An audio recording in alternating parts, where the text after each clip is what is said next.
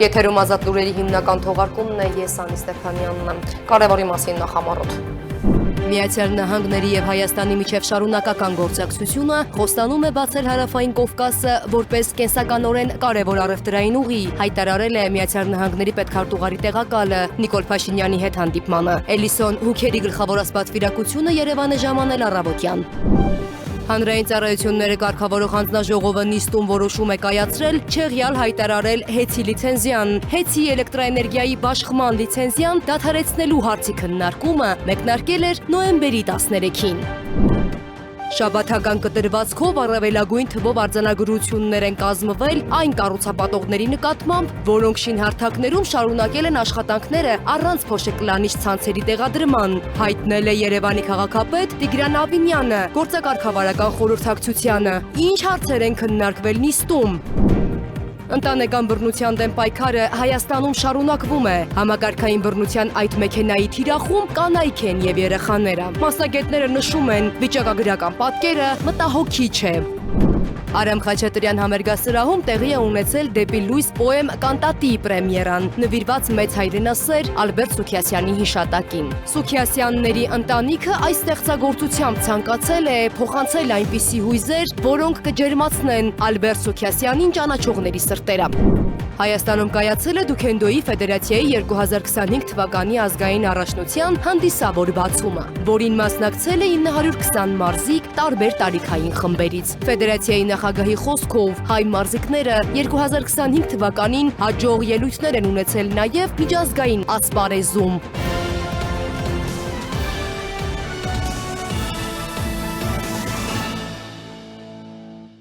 Այսօր արտակարգ դեպք է տեղի ունեցել Երևանում, ինչպես հայտնել է Շամշյան.com-ը, զինված անձը ներխուժել է շինարարների 25 հասցեում գործող բանկերից մեկի մասնաճյուղ։ Դեպքի վայր են ժամանել ոստիկանական ուժեր, մինչև այդ հանցագործը բանկի մասնաճյուղից հափշտակել է խոշոր չափի գումար եւ դիմել փախուստի։ Ըստ տեղեկությունների հափշտակված գումարը անցնում է 1 միլիոն դրամից, իսկ հարձակումը իրականացվել է ՎՏԲ բանկի վրա։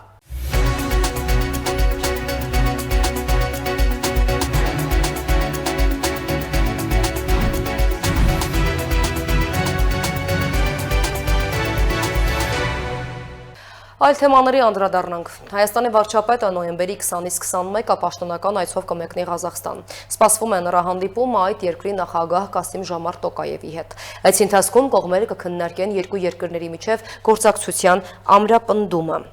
Նիկոլ Փաշինյանը ընդունել է Միացյալ Նահանգների պետքարտուղարի տեղակալ Էլիսոն Հուքերի գլխավորած պատվիրակությանը։ Վարչապետը ողջունել է տիկին Հուքերի այցը Հայաստանը եւ նշել, որ վերջին ժամանակահատվածում երկու երկրների միջև գործակցությունը բարձրացել է նոր մակարդակի։ Միացյալ Նահանգների պետքարտուղարի տեղակալը նշել է, որ Երևան է այցելել նախագահ Թրամփի եւ վարչապետ Փաշինյանի կողմից սահմանված տեսլականն առաջ մղելու, առևտրի ներդրումների ենթակառուցվածքների տարածաշրջանային կապի եւ անվտանգության ոլորտներում գործակցությանը վերաբերող հարցերը քննարկելու համար։ Միաժամանակ նա ընդգծել է պետքարտուղարի տեղակալի օգնական Սոնատա Քալթերի գլխավորությամբ երկկողմ աշխատանքային խմբերի գործունեության մեկնարկի փաստը, որի նպատակն է պատմական գագաթնաժողովին ընդունած երկկողմ համաձայնագրերը կյանքի կոչելը եւ միջազգային խաղաղության ու բարգավաճման համար Թրամփի ուղին զարգացնելը։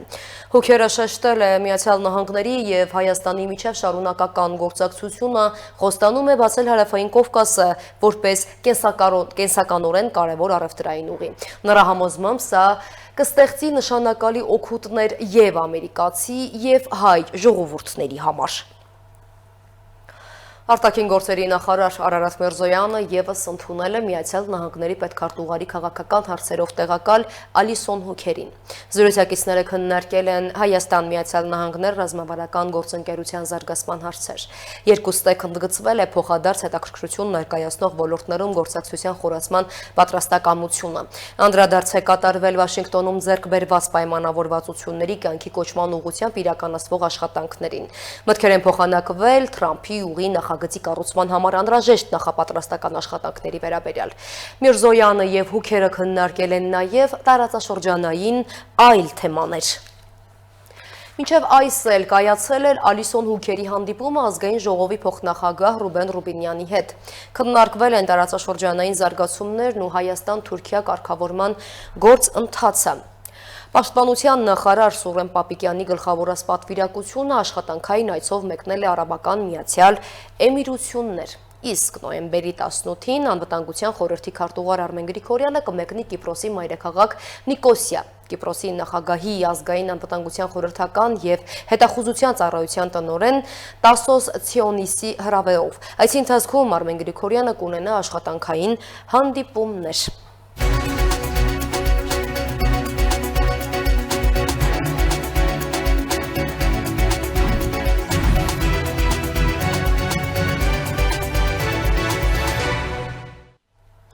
Հանրային ծառայությունները կարգավորող հանձնաժողովն իր այսօրվա նիստում որոշում է կայացրել չեղյալ հայտարարել հեծի լիցենզիան։ Նշենք, որ հանձնաժողովը այսօր վերսկսել էր նոյեմբերի 13-ին մեկնարկած հեծի էլեկտրաէներգիայի բաշխման լիցենզիան դադարեցնելու հարցի քննարկումը։ Հայաստանի էլեկտրական ցանցերի ժամանակավոր կառավարիչ Ռոմանոս Պետրոսյանը գրություններ էր ուղարկել հանրային ծառայությունները կարգավորող հանձնաժողով, տեղեկացնելով, որ 2025-ի հունվարին հեծի ավտոմատացված հաշվառման համակարգը խափանվել է, իսկ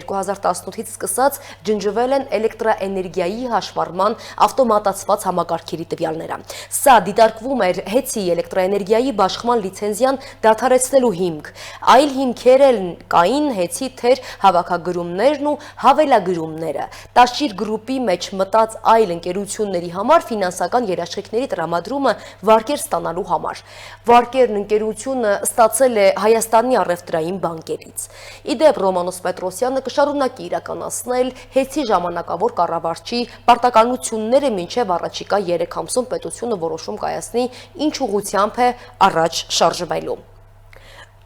Շաբաթական կտրվածքով առավելագույն թվով արձանագրություններ են կազմվել այն կառուցապատողների նկատմամբ, որոնք շինհարթակներում շարունակել են աշխատանքները առանց փոշեկլանիչ ցանցերի տեղադրման։ Հայտնել է Երևանի քաղաքապետ Տիգրան Ավինյանը գործակարգավարական խորհրդակցության ժամանակ, նշելով, որ նման ընկերությունները կհանրայնացվեն կառուցապատողների պատասխանատվության մակարդակը բարձրացնելու նպատակով։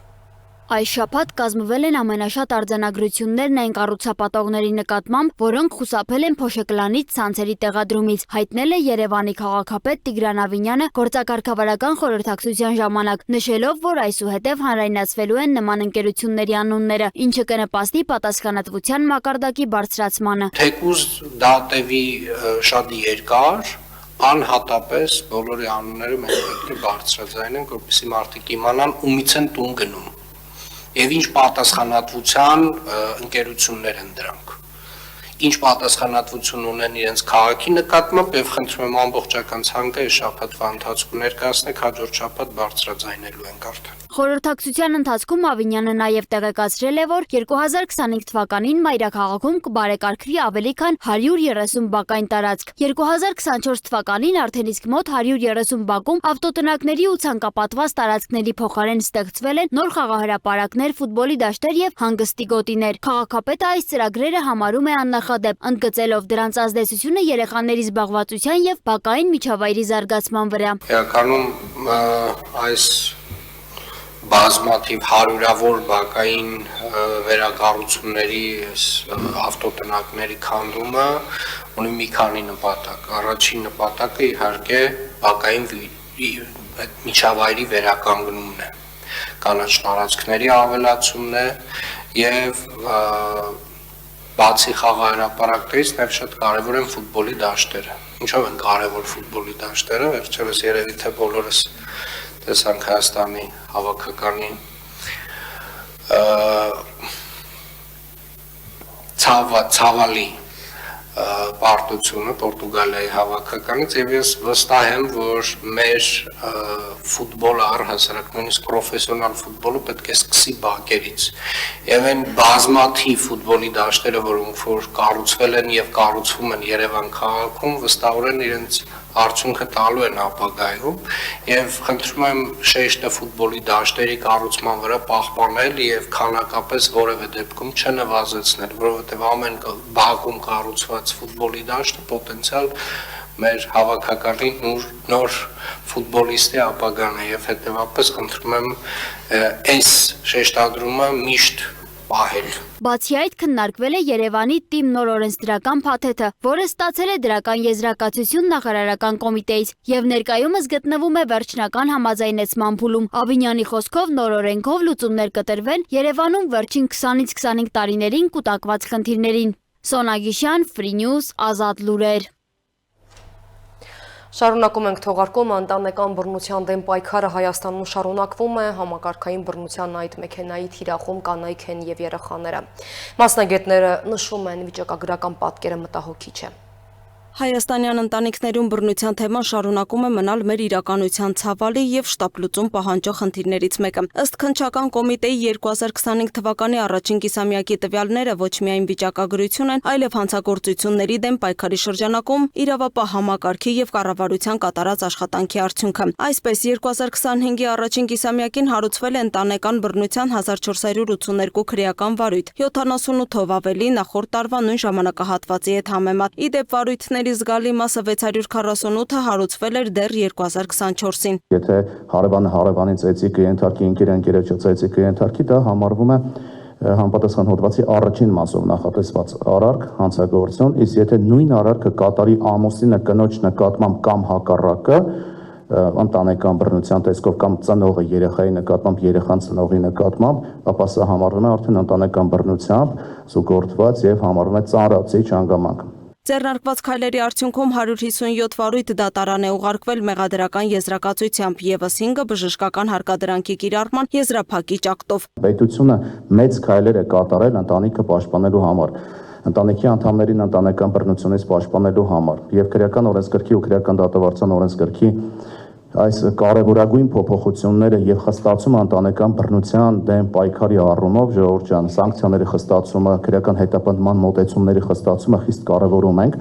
եւ պետք է նշեմ, որ դա չի կարող իր դրական արդյունքը չտալ։ Միաժամանակ 390 վարույթ կարճվել է, որոնց գերակշիռ մասը ռեաբիլիտացնող հիմքերով։ 134 վարույթ ուղարկվել է այլ մարմին, 30-ը միացվել, իսկ 38-ը համարվել է ավարտված ապացուցողական գործողությունների առումով։ 728 վարույթ շարունակելու է քննվել տարվա երկրորդ կիսամյակում, ինչը ցույց է տալիս, որ համակարգի ծանրաբեռնվածությունը շարունակում է բարձր մնալ։ Դատարան ուղարկված 154 վարույթներից 4-ը ծանր վնասի, 4-ը միջին ծանրության, 16-ը թեթև մարմնական վնասվածքի, 79-ը ֆիզիկական բռնության, 8-ը սեռական բնույթի հարձակումների եւ այլ հանցագործությունների մասին են։ Հետազոտություն իրականացնելու ընթացքում մենք նախանշել էինք, ուրվագծել էինք բոլոր դերակատարներին ոլորտի, ինչպես հասարակական կազմակերպություններին, այնպես էլ իրավասու պետական մարմիններին, ընդ որում հասարակական կազմակերպությունների շրջանակում տարանջատելով, ոչ թե տարանջատելով, այլ նախանշելով, այսպես ասենք, բոլոր այն կազմակերպություններին, ովքեր զոհերին են տրամադրում աջակցություն եւ նաեւ պոտենցիալ այն կազմակերպություններին, ովքեր որ հնարավոր է ապագայում դիմեն եւ կարողանան շահել դրամաշնորհն ու իրականացնել հենց ռեաբիլիտացման ծրագիրը։ Իդեպ 165 տուժողներից 13-ն ամենաանպաշտպան խմբերից են, 18 տարեկանից ցածր երեխաներ, որոնցից 8-ը մինչև 12 տարեկան։ Այս վիճակագրությունը հրապարակվում է մի փուլում, երբ կառավարությունն իրականացնում է ոլորտային բարեփոխումներ, ուղղված բռնությունների կանխարգելմանն ու տուժողների պաշտպանությանը։ Մեծ թիրախը շահառուների պոտենցիալ շահառուների դեպ ասեմ, նախազգուշացում ստացած անձինք են, մի քիչ մեկնաբանեմ, այն դեպքերն են, երբ բռնարարքը գործադրվել է առաջին անգամ եւ ներքին գործերի նախարարության ոստիկանության գործընկերները ռիսկի գնահատմամբ չեն կարծում, որ այս բռնարարքը այնպիսին է, որ պոտենցիալ ունի կրկնման ռիսկ եւ կարող է կրկնվել։ Ամեն դեպքում մենք հնարավորության շրջանակ ենք տրամադրում այս անձանց կամավոր սկզբունքներով միանալ եւ ռեաբիլիտացման ծրագիրը անցնել։ Վերջին շրջանում բարելավվել են ոստիկանության արձագանքման մեխանիզմները, կտրուկ ընդլայնվել են աջակցման ծառայությունները, ապաստարաններ, հոգեբանական աջակցություն, սոցիալական աշխատողների ներգրավվածության ավելացում։ Հիմա արդեն կրթական ու իրազեկման ծրագրերը հայտնվում են դպրոցներում եւ համայնքներում։ Նպատակն է կանխել բռնությունը։ Խիստ կարևոր է, որպեսզի սերտ կապ լինի բռնարար գործադրածի շուրջ աշխատանք իրականացնող անձանց շուրջ իրականացնող աշխատանքների տրամաբանությամբ եւ պաշտպանական կողմի, որպեսզի ուղղակի մեկտեղվեն ջանքերը եւ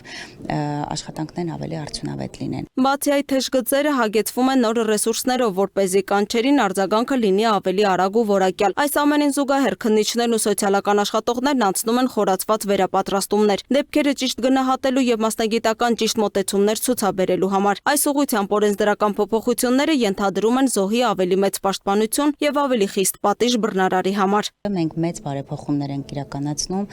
երեխայի պաշտպանության համակարգի եւ իրավունքների մասին օրենքում, առհասարակ 0-ից ստեղծել ենք մի համակարգ, ստեղծելու ենք, հիմա իրավական հիմքերը դրեցինք եւ ընտանեկան օրենսգրքում ենք փոփոխություններ իրականացնել, համաձայն որի շուրջ 2 տարի կպահանջվի ենթաօրենսդրական դաշտը կարգավորելու համար, այնուամենայնիվ 2028 թվականին Արարատի մարզում որպես պիլոտ ներդնենք երեխայի պաշտպանության նոր համակարգ, որտեղ հատուկ վերապատրաստված երեխայի պաշտպանության դեպքերով վերապատրաստված սոցիալական աշխատողներ կլինեն այսուհետ համայնքներում պետական պատվիրակված լիազորությամբ։ Պետությունն ընդգծում է ընտանեկան բռնության դեմ իշխանության քաղաքականությունը 0 հանդուրժողականությունն է եւ այս մոտեցումը պետք է դառնա իրականություն համայնքներում եւ յուրաքանչյուր ընտանիքում։ Չնայած քրեական վարույթների աճը կարող է առաջին հայացքից մտահոգիչ թվալ, սակայն ոլորտի ներկայացուցիչները նշում են, այն հնարավորություն է տալիս տեսնելու իրական պատկերը։ Թվերի այս աճը ամենևին էլ չի նշանակում բռնության դեպքերի աճ։ Այն կարող է լինել նաեւ համակարգի աշխատանքի արդյունավետության բարձրացման արդյունք։ Արձանագրված այս փաստերն ու իրականացվող բարեփոխումները վկայում են, բռնության յուրաքանչյուր դեպք թիվ չէ, այն ճակատագիր է, ընտանիք, երեխա, կյանք։ Ուստի պետության եւ հասարակության համատեղ պարտքն է, որպեսզի այս ցուցանիշները տարեց տարի նվազեն, իսկ օգնությունը դառնա ավելի հասանելի, արագ ու արդյունավետ։ Լուսինե Գրիգորյան, Free News, Ազատ լուրեր։ Անցնենք միջազգային նորություններին։ Ռուսաստանը հայտարարել է, թե Ուկրաինայի արևելքում եւս 3 գյուղ է գրավել՝ Դնեպրոպետրովսկի, Դոնեցկի եւ Խարկովի մարզերում։ Կիևը դեռ չի մեկնաբանել այս պնդումները, անկախ աղբյուրները եւս։ Այս պահին ամենալարված մարտերը Պոկրովսկի ուկրաինական զորքերի մատակարարման հիմնական լոգիստիկ հանգույցի համար են։ Ուկրաինան ավելի վաղ ընդունել է, որ հարյուրավոր ռուս զինվորներ արդեն մտել են քաղաք։ Միջազգային մյուս նորություններին տեսաշարով ծանոթացեք։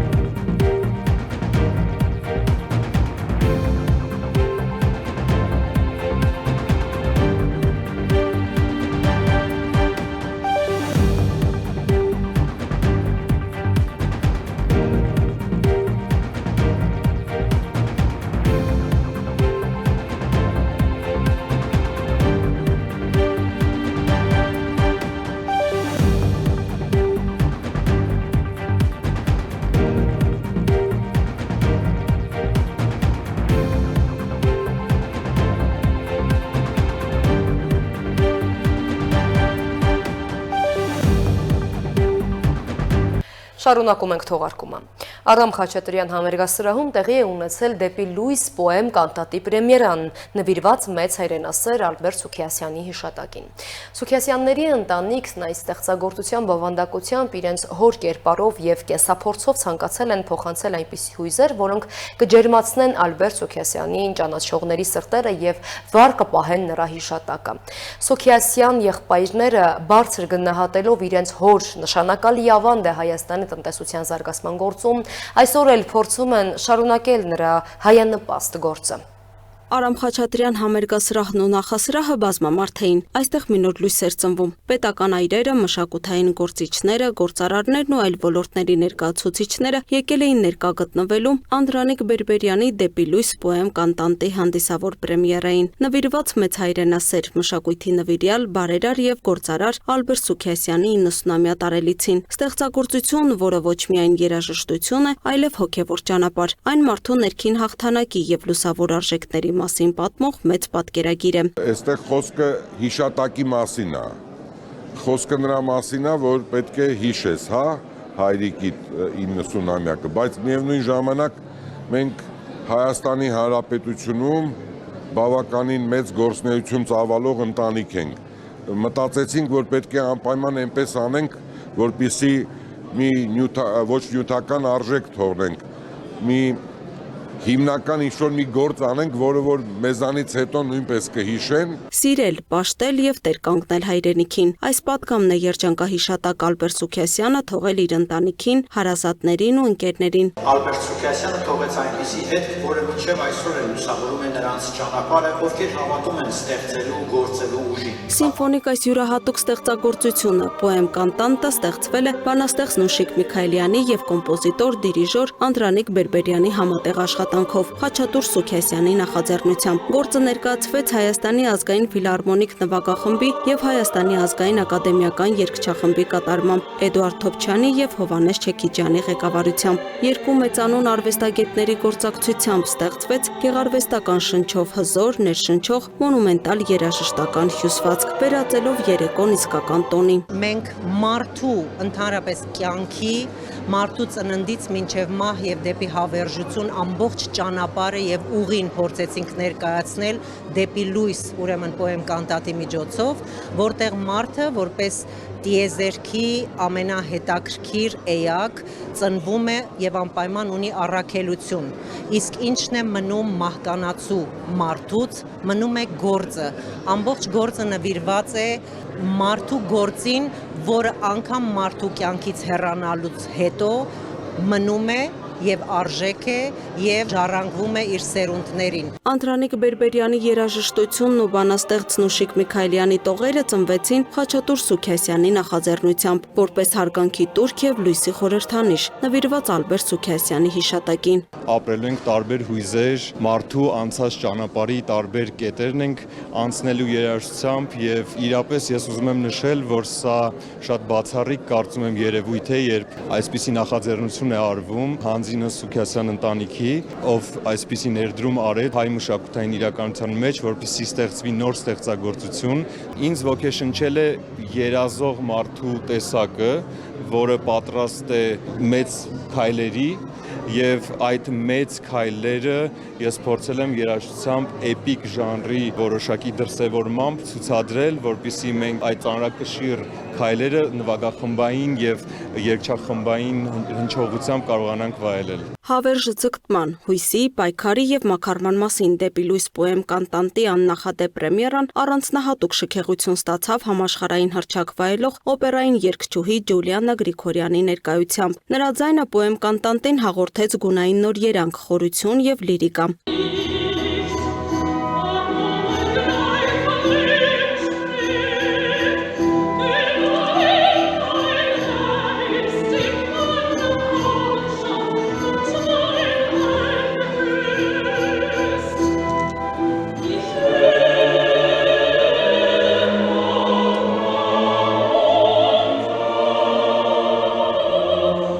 Դեպի լույս պոեմ կանտանտը կազմված է 8 բաժնից, 8 հոգևոր կանգառից, որոնք հանդիսատեսին առաջնորդում են նկարագրական ու զգայական մեծ ճանապարհով, երկունք, նոր կյանքի, նոր գաղափարի ծնունդ, լույսի հետքով, մտքի, ճշմարտության եւ հավատքի որոնում, երազանք, մարդկային իղձերի, հույսերի եւ գեղեցկության բացահայտում, փորձության ուղի, պայքար, անկումների, ցավերի եւ ունեցածի պահպանման համար, պայքար, դիմակայունություն, անձնասողություն, վերածնվելու կամք, երթում, պատասխանատվության եւ նվիրումի խոսք, հանուն զարթոնքի, ժողովուրդների արթնացման, նոր կյանքի շեմ, նոր արշալույս, հաղթանակած լույս, վերածննդի եւ ապագայի աղերս։ Այս 8 մասերը միասին պատկերում են մարդկային էակի հոգեվոր վերելքի մի ամբողջական ճանապարհ, երկունքի պահից մինչև նոր արշալույսի ծնունդը։ Եվ հենց այդ ճանապարհն էլ համերգասրահում բացվեց հանդիսատեսի առաջ, հնչեցնելով լույսի, բարության ու արդարության գաղափարը։ Արվեստ, որը խոսում է սրտով եւ ապրում լույսով։ Լուսինե Գրիգորյան, Free News, Ազատ լուրեր։ Հայաստանում կայացել է Դուքենդոյի ֆեդերացիայի 2025 թվականի ազգային առաջնության հանդիսավոր բացումը, որին մասնակցել է 920 մարզիկ տարբեր տարիքային խմբերից։ Ֆեդերացիայի նախագահի խոսքով հայ մարզիկները 2025 թվականին հաջող ելույթներ են ունեցել նաև միջազգային ասպարեզներում։ Հայաստանում տեղի ունեցավ Դուքենդոյի ֆեդերացիայի 2025 թվականի ազգային առաջնության բացման հանդիսավոր արարողությունը։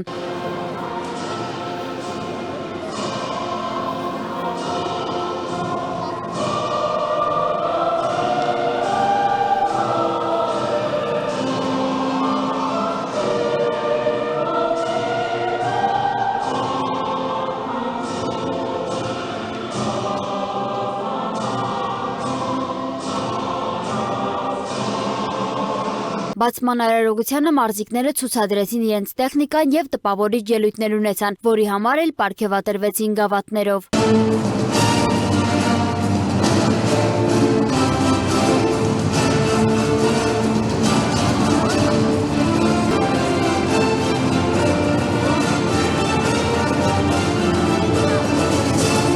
Դուքենդոյի միջազգային ֆեդերացիայի հիմնադիր նախագահ Գոր Վարդանյանը խոսելով միջոցառման մասին ընդգծեց, որ մարզիկները ցուցադրեցին տարիների ընթացքում ձեռք բերած հնարավորությունները։ Ըստ Վարդանյանի ֆեդերացիայի հիմնական նպատակը միայն մարզիկներին ֆիզիկապես պատրաստելը չէ, այլ հիմնական նպատակն է ֆեդերացիայի դաստիարակել հայրենասեր սերունդ,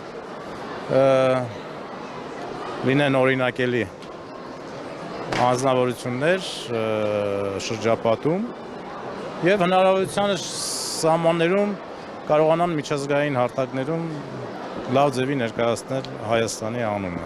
Հայաստանում Դուքենդոյի ֆեդերացիայի նախագահ Հայկ Վարդանյանը ներկայացրեց մանրամասներ մրցումների կազմակերպման, տարիքային խմբերի մասնակցության և միջազգային ձեռքբերումների վերաբերյալ։ Բոլոր տարիքային խմբերը մասնակցում են միջոցառմանը, այսօր ունենք 920 մարզիկ, ովքեր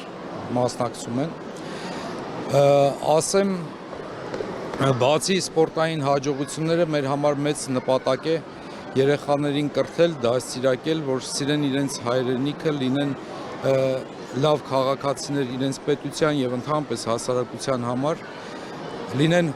հոգով, մտքով եւ ֆիզիկապես առողջ սերունդ կարողանանք տալ։ Նա ընդգծեց նաև, որ հայ մարզիկներն այս տարի աչքի են ընկել միջազգային ասպարեզում, մասնակցելով մի քանի խոշոր մրցաշարերի։ Հայաստանի թիմը հանդես է եկել Եվրոպայի առաջնությունում, որտեղ հաջողվել է նվաճել 8 ոսկե եւ 2 արծաթե մեդալ, ինչը համարվել է տարվա ամենամեծ ձեռքբերումներից մեկը։ Բացի այդ, հայ մարզիկները հաջողությամբ մասնակցել են Սևծովյան երկրների ֆուլ-կոնտակտ կարատեի գավաթի առաջնությանը, որտեղ եւս մեր թիմը հաջող է հանդես եկել։ Վարդանյանն անդրադարձավ նաև աղջիկների մասնակցությանը, ընդգծելով Հայաստանում Դուքենդո մարզաձևում նույն նվիրումով են հանդես գալիս նաև իգական սեռի ներկայացուցիչները, միջազգային մրցաշարերում արձանագրելով բարձր ցուցանիշներ։ Ժամանակին, երբ որ մենք գնում էինք մեծ միջազգային տուրնիրների, իմ համար միշտ հարց էր առաջանում, մենք կարող ենք մեր աղջիկներին ներկայացնել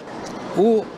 այսօր մեր աղջիկները, որ հանգարց գալիս են ու միջազգային տուրնիրից առաջի տեղով հետ չեն գալիս, շատ ցավագին են տանում։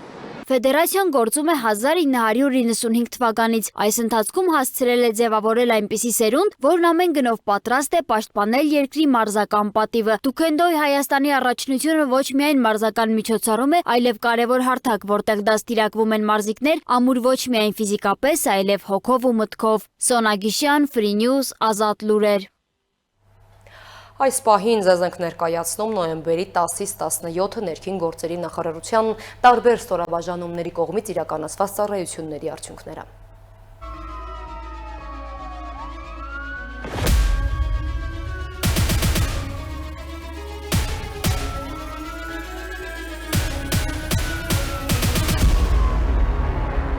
Մայրաքաղաքում եւ մարզերում բարեկային ծառայության իրականացրած միջոցառումների արդյունքում արձանագրվել է ճանապարհային երթևեկության կանոնների 17835 խախտում, պահպանվող հատուկ տարածք է տեղափոխվել 475 տրանսպորտային միջոց, հայտնաբերվել է 401 ոչ սթափ վարորդ, 600 անձ առանց վարորդական իրավունքի վկայականի։ Ընդհանուր առմամբ տարբեր խախտումներով եւ կասկածանքով համայնքային ոստիկանության բաժիններ է տարվել 159 քաղաքացի։ Հանրապետությունում բացահայտվել է 833 հանցագործություն, այդ թվում 218 առանց վարորդական իրավունքի մեքենա վարելու դեպք, թմրանյութի հայտնաբերման 107, ֆիզիկական ներգործության 58, հոգեկան ներգործության 39, մարմնական վնասվածք պատճառելու 29, խարդախության 27, անձնական ունեցվածքի գողության 21, նաև մի շարք այլ հանցագործություններ։ Նախկինում կատարված 27 հանցագործություն եւս բացահայտվել է, հայտնաբերվել է 36 հետախուզվող, 2 անհետ կորած, արձանագրվել է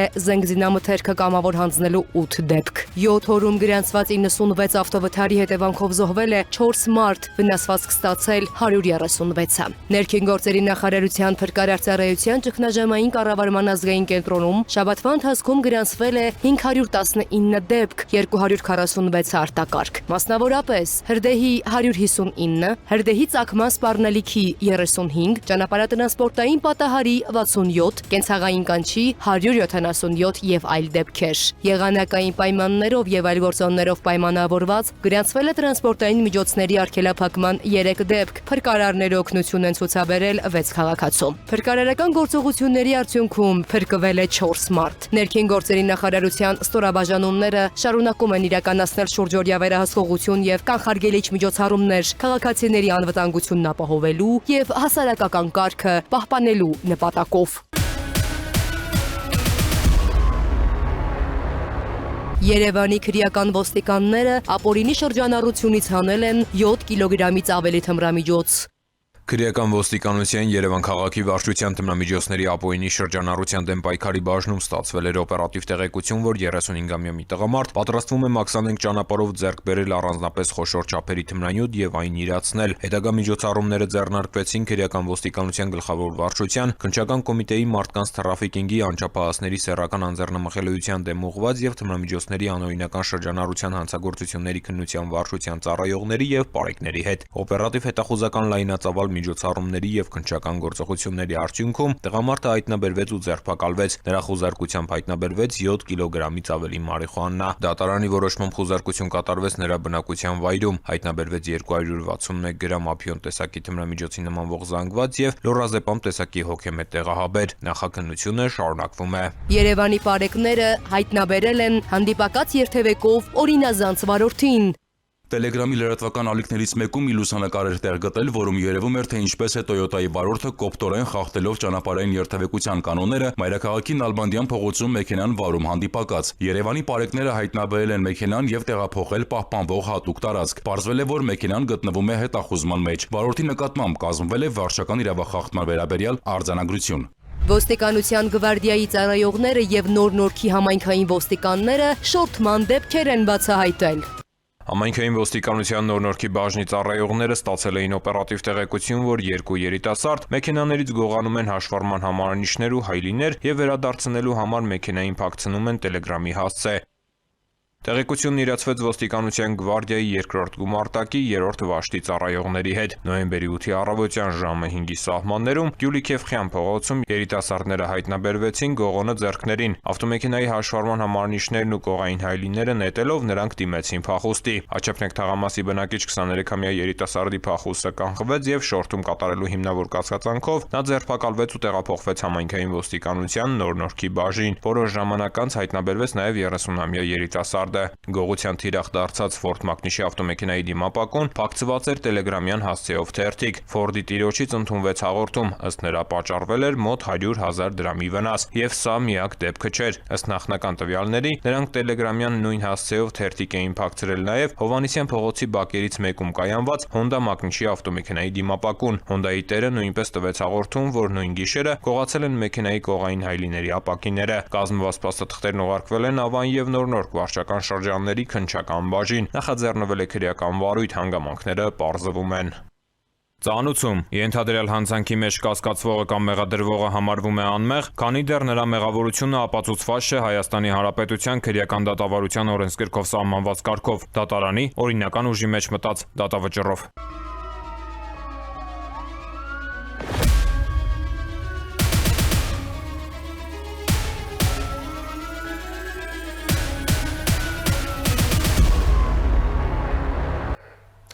Վերակառուցումից եւ վերանորոգումից հետո վերաբացվել է Երևանի Կարմիր կամուրջը։ Այն գտնվում է Հրազդան գետի վրա։ Սա Երևանում պահպանված ամենահին կամուրջն է, որը ի սկզբանե կառուցվել է 10-ից 13-րդ դարերում, ապա փլուզվել 17-րդ դարի երկրաշարժի հետևանքով։ Կարմիր կամուրջը վերակառուցվել է երկրաշարժից ավերված կամրջի տեղում, Քանաքերցի մեծահարուստ բարեգործ Խոջափիլավի հովանավորությամբ։ Այդ պատճառով էլ այն երբեմն անվանել են նաև Խոջափիլավի կամուրջ։ Իսկ Կարմիր կամուրջ կոչվել է կարմիր տուֆից պատրաստված լինելու եւ այդպիսի երանգավորում ունենալու համար։ Տարիներ շարունակ ավերված մնալուց հետո Կարմիր կամուրջն այսօր մասնավոր ներդրողի հովանավորությամբ կրկին վերակառուցվել եւ արդիականացվել է։ Այսօր տեղի է ունեցել դրա բացման պաշտոնական արարողությունը, որին ներկա են եղել վարչապետ Նիկոլ Փաշինյանը, Երևանի քաղաքապետ Տիգրան Ավինյանը, կրթության, գիտության, մշակույթի եւ սպորտի նախարար Ժաննե Անդրեասյանը, Հայաստանում ԵՄ դեսպան Վասիլիս Մարագոյանը, Սարագոսն ու այլք։ Երևանի բանուկ ճանապարհների վրա կառուցված այս կամուրջն ունի 80 մետր երկարություն եւ 10 մետր բարձրություն։ Սա հին Երևանում եղել է միակ կամուրջը, որը կապել է Երևանի բերդը Արարատյան դաշտին, Էջմիածնին, Ապարանին, Թալինին եւ հեռավոր բնակավայրերին։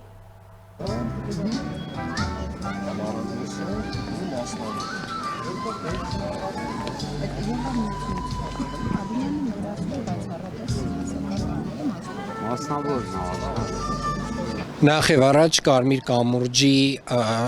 նշանակությունը պետք է արձանագրենք մեր համար։ Կարմիր կամուրջը մեր ամենակարևոր, ամենահին կամուրջներից մեկն է քաղաքի եւ պատմամշակութային ժառանգության տեսանկյունից։ Սա կարծում եմ կարևորագույն վերականգնված մեր մշակութային ժառանգություն հանդիսացող կոթողներից է եւ 2023 թվականին մասնավոր մեր գործընկերոջ առաջարկությամբ, մեր աջակցությամբ, նաեւ նախարարության աջակցությամբ սկսեց իրականացվել կամուրջի վերակառուցման աշխատանքները, որի համար Արարատյան դաշտից բերվեց չմշակված հատուկ տուֆ, իրանական մեթոդով քարի մշակման մեթոդը վերականգնվեցին եւ իրականում շատ մեծ եւ կարեւոր աշխատանք արվեց եւ այսօր մենք ներկա ենք գտնվում մեր կարեւորագույն մշակութային ժառանգության կոթողներից մեկի վերածննդի վերաբացմանը եւ կարծում եմ սա նաեւ դառնալու է մի վայր, որը ոչ միայն երևանցիներին է գրավելու, այլ վստահաբար նաեւ տուրիստական մեծ հոսքեր են այստեղ գալու, այստեղ նաեւ կա այդ հյուրանոցային համալիրը, որը մասնավոր գործընկերն է կառուցել եւ ընդհանուր առմամբ ամբողջ միջավայրը այստեղ փոխվում է։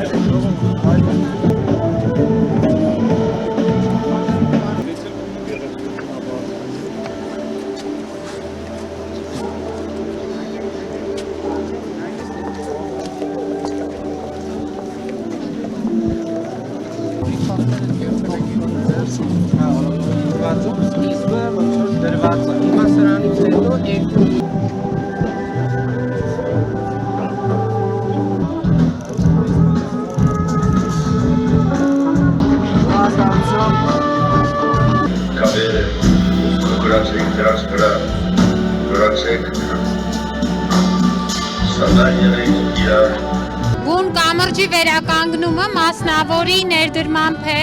սակայն դա իրականացվել է մեր նախարարության հետ կնքված հուշագրի շրջանակներում, որտեղ մենք խոսում ենք հուշարձանի մասին եւ բնականաբար հուշարձանի վերականգնման նախագիծը, բոլոր աշխատանքները վերահսկվել են նախարարության մասնագիտական խորհրդի կողմից եւ արդյունքը տեսնում եք, իսկապես հրաշալի միջավայր է ստացվել, որը տեսանելի է դարձնում Երևանի պատմամշակութային ժառանգությունը եւ նաեւ հանգստի ու ժամանցի հրաշալի միջավայր է ընձեռում մեր քաղաքացիների եւ զբոսաշրջիկների համար։ Ինչպես է հավանեցիք ձեր գնահատականը։ Ես կարծում եմ, որ այն դեպքերից է, երբ որ թե սկզբնական նախագիծը եւ թե իրականացման որակը շատ լավն է եւ իսկապես ուզում եմ շնորհակալություն հայտնել այս աշխատանքներում ներգրաված բոլորին, այս սրտացավության ու բարեխղճության համար, եթե հասցրեցիք շրջել, դուք էլ կնկատեք, որ իսկապես շատ հետաքրքիր ու լավ է ստացվել։ Այս ժամի համար նախատեսել ենք այսքանը, թողարկման ավարտին ծանոթացեք եղանակային կանխատեսումներին, ցտեսություն։